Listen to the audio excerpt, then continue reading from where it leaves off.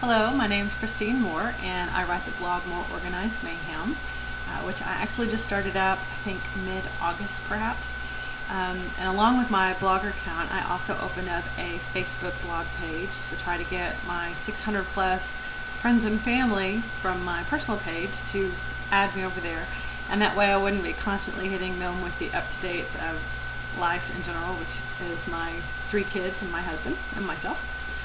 And to try to entice them, I joked about doing a video blog on how to speak Texan, because I'm always forever making fun of other people who are making fun of Texans. But anyways, and the goal was to hit 200 likes on my blog page, and then I would do it. Well, I haven't hit that, and today was kind of the deadline, and one of my friends called shenanigans, so I'm going to go ahead and do it, even though it's so stupid. Anyways, what brought it about was a couple of weeks ago, my husband and I went to the movies and we saw the new TNT trailer for Dallas. And if anybody's been around for any time at all, you know that's actually a remake from, I think, the 70s and 80s. I think it even went into, the early 90s perhaps. If not, you probably know J.R. Ewing, who's in this one as well, and I can't make fun of him because he is from the Dallas area, so his accent is legitimate, although it is a little exaggerated, but totally acceptable. Not nearly as bad as like True Blood and their Louisiana accents. Those are just atrocious.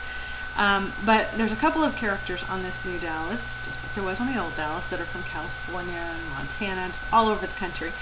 And so their accents are really forced, and some of them are just downright ridiculous. So I started to wonder if that's how everybody perceives the Texas drawl, which is what we call it. And so I went out looking at a couple of sites, and I found one. The guy's it's a one-man's blog by John P., and it's from May of '07, and it's How to Speak Texan.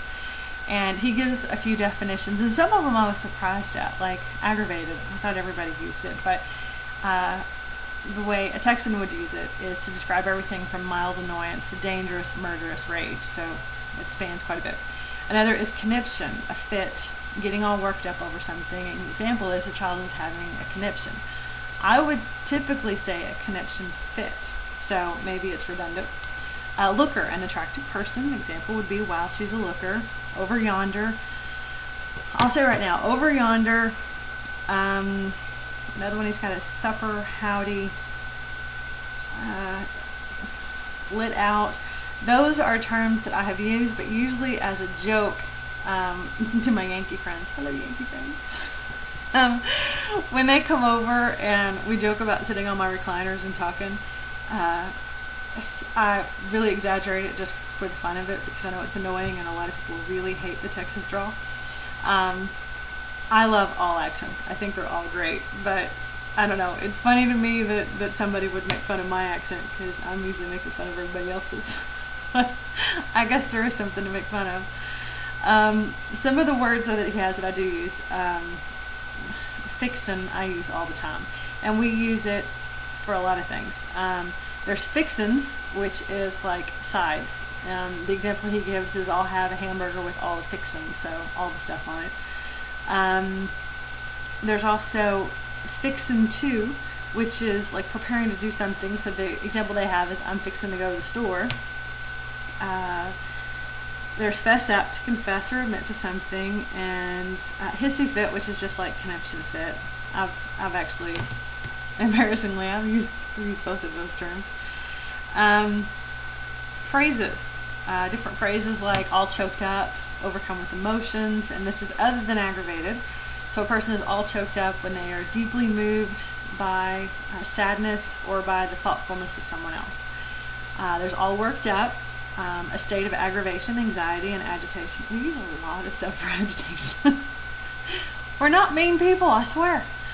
There's no need to get yourself all worked up over little accidents. There's come hell or high water, which I've used. Tan your hide, I've used. I think those all make sense. I don't know that I've ever said one-legged man at a butt-kicking contest, but I've heard that. Long-tailed cat in a room full of rocking chairs, I've heard that. A gnat in a hailstorm, I haven't. I've heard of sounding like a dying calf in a hailstorm. A couple of times referred to my singing. It's not true. I don't think so. Beat You Like a Rented Mule. I've heard that. And a whole nother thing. Plum Wore Out. This Ain't My First Rodeo, which is basically like the falling off the turnip truck. The Six of One, Half Dozen of Another. Comparative, it's the same. There's, let's see, he's also got If You Aren't the Brightest Bulb in the Drawer, You Might Be Called. Dumber Than Dirt. Dumb as a Box of Rocks, Box of Hammers, Not the Sharpest Tool in the Shed. If You Can't Be Trusted, then You're Crooked as a Dog's Hind Leg, or Crooked as a Barrel of Snakes. And then they've got If You're Attractive, You Might Be Called Cute as a Possum. I've heard of as Cute as a Bug in a Rug, but I guess somebody says possum. So they give you this practice, I guess, paragraph that you can read to see, I guess, to test your Texas skills. So I'm going to read over it and see what I think, see if it makes any sense. So practice.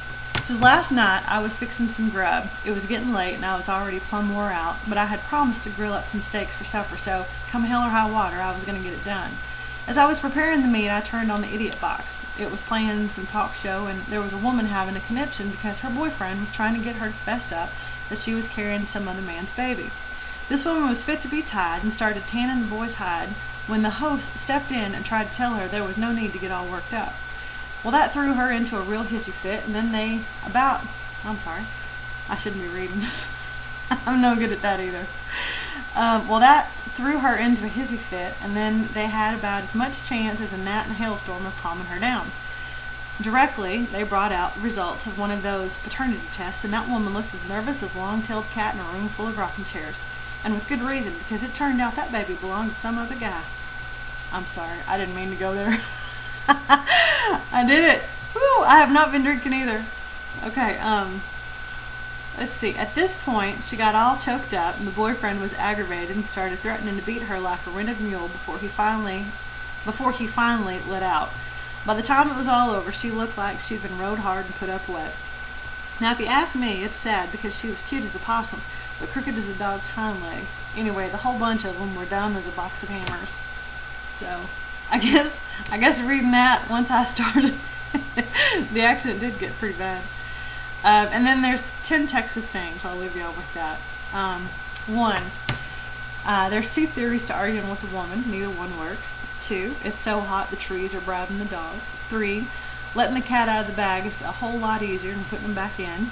4, if you're riding ahead of the herd, take a look back every now and then to make sure it's still there. 5, if you get to thinking you're a person of some influence, try ordering someone else's dog around. 6, never kick a cow chip on a hot day. 7, if you find yourself in a hole, the first thing to do is stop digging.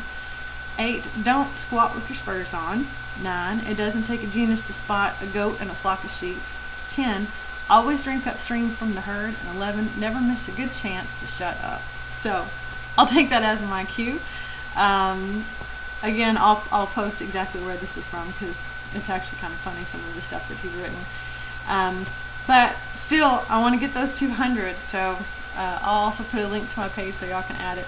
And I promise for my family and friends that have my personal page, I will not be putting all the blogs over there as well. So I'll try to keep it where that's separate and I don't bug you too much. Love y'all. Bye.